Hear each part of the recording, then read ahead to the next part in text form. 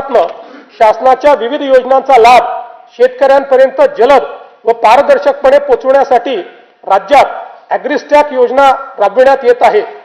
शेतकऱ्यांना farmer ID देण्यात महाराष्ट्र देशातील अग्रगण्य राज्य असून फेब्रुवारी 2026 पर्यंत 1,31,00,000 फार्मर आयडी तयार झाले आहेत। या योजनेत आम्ही आदिवासी वनपट्टेधारक शेतकरी आहोत। कृषी समृद्धी योजनेअंतर्गत सन 2026-27 ते सन 2029-30 या 4 वर्षाच्या कालावधीत राज्यातील कृषी क्षेत्रात भांडवली गुंतवणूक वाढवून पायाभूत सुविधा निर्माण करण्यात येतील। राज्यात 5 लाख हेक्टर क्षेत्र नैसर्गिक शेतीखाली आणून सकस व पोषणयुक्त नैसर्गिक शेतीमाल उत्पादित करण्यासाठी आगामी 2 वर्षांमध्ये महाराष्ट्र नैसर्गिक शेती अभियान या नवीन योजनेची अंमलबजावणी करण्यात येणार आहे। गोपीनाथ मुंडे अपघात सानुग्रह अनुदान योजनेत शेतमजुरांचा देखील समावेश करण्यात येईल। राज्याच्या कृषी उत्पन्नात पशुपालनाचा वाटा 25% आहे। ही व्याप्ती वाढविण्यासाठी आम्ही मुख्यमंत्री ग्रामीण पशुधन उद्योजक योजना सुरू करत आहोत। पशुसंवर्धन आणि मत्स्य व्यवसायाला आता कृषी समकक्ष दर्जा देण्यात आला आहे। त्यामुळे या क्षेत्रालाही शेतीप्रमाणे सर्व पायाभूत सुविधा आणि सवलती मिळतील, ज्यामुळे मत्स्य आणि पशुजन्य उत्पादनात मोठी वाढ होईल। संयुक्त राष्ट्र संघटनेने हे वर्ष आंतरराष्ट्रीय महिला शेतकरी वर्ष म्हणून घोषित केले आहे। त्यानिमित्त महिला गोपालक, कुक्कुटपालक आणि शेळीपालकांसाठी आम्ही विशेष प्रोत्साहनपर कार्यक्रम राबविणार आहोत। मत्स्य व्यवसाय क्षेत्राच्या विकासासाठी प्रतिवर्षी 1,240 कोटी रुपये आर्थिक भाराच्या मुख्यमंत्री मत्स्य संपदा योजनेस मान्यता देण्यात आली आहे। या योजनेमुळे राज्यातील मच्छीमारांचे आर्थिक व सामाजिक विकासाबरोबरच पायाभूत सुविधा निर्मितीमुळे मत्स्य उत्पादनात वाढ होणार आहे। मुख्यमंत्री ग्राम सडक योजना टप्पा 1 अंतर्गत 97% कामे 30,000 किलोमीटरपेक्षा जास्त पूर्ण झाली असून उर्वरित कामे मार्च 2026 पर्यंत पूर्ण करण्याचे नियोजन आहे। टप्पा 2 अंतर्गत 2,450 किलोमीटर रस्त्यांची कामे पूर्ण झाली असून उर्वरित कामे प्रगतीपथावर आहे। आता आम्ही टप्पा 3 घोषित करत असून त्या अंतर्गत 23,000 किलोमीटर लांबीचे रस्ते व पुलांची कामे हाती घेण्यात येतील। ग्रामीण भागातील शेतपालन रस्त्याच्या मजबूतीकरणासाठी पूर्ण यंत्रसामुग्रीच्या सहाय्याने जलद गतीने काम करण्याकरिता सोपी व सुलभ कार्यपद्धती असलेल्या मुख्यमंत्री बळीराजा शेतपालन रस्ते या नवीन योजनेस मान्यता देण्यात आली आहे।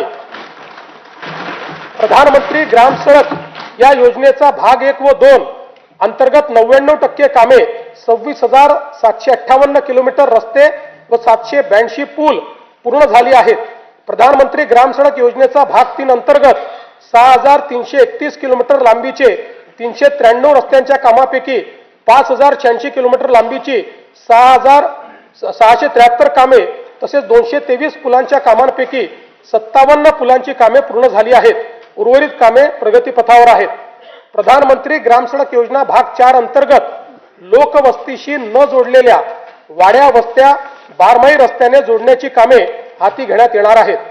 प्रधानमंत्री आवास योजना ग्रामीण टप्पा 2 अंतर्गत सन 2024-25 व 25-26 करिता 27,87,000 मंजूर घरकुलांपैकी 3,57,000 घरकुले पूर्ण झाली असून उर्वरित घरकुलांची कामे प्रगतीपथावर आहेत। या योजनेअंतर्गत आतापर्यंत 33,410 कोटी रुपये इतका खर्च करण्यात आला आहे। प्रधानमंत्री आवास योजना शहरी व ग्रामीण अंतर्गत बांधण्यात येणाऱ्या घरांवर रूफटॉप सोलर लावण्यासाठी अतिरिक्त अनुदान उपलब्ध करून ऊर्जा स्वावलंबन साध्य करण्यात येणार आहे। पीएम जन्मन आवास योजनेअंतर्गत 54,129 घरकुलांना मंजूर देण्यात आली असून 17,929 घरकुलांचे बांधकाम पूर्ण झाले आहे।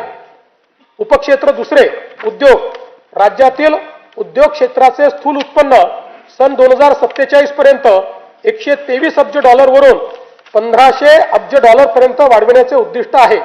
त्याकरिता उच्च क्षमता असलेल्या क्षेत्रांकरिता मूल्य साखळी निर्माण करणे, प्रत्येक उदयोन्मुख जिल्ह्यात मोठे औद्योगिक समूह उभारण्यात येणार आहेत।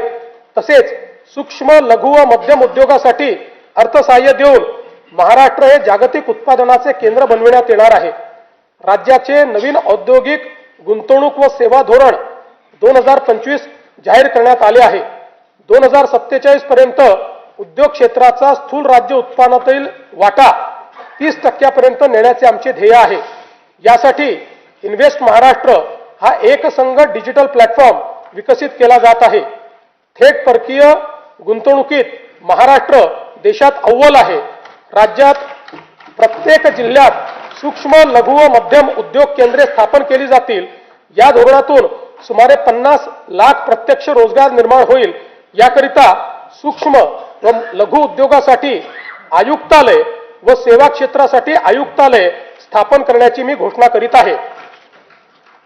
केंद्र शासनाकडून नवी दिल्ली येथे आयोजित राष्ट्रीय एक जिल्हा एक उत्पादन पुरस्कार 2025 सोहळ्यामध्ये महाराष्ट्र राज्याला सुवर्ण पुरस्काराने सन्मानित करण्यात आलं आहे.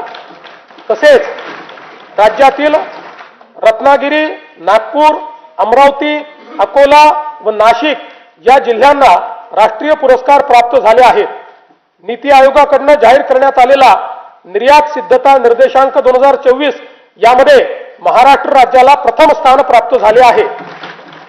महाराष्ट्र बांबू उद्योग धोरण 2025 जाहीर करण्यात आले आहे.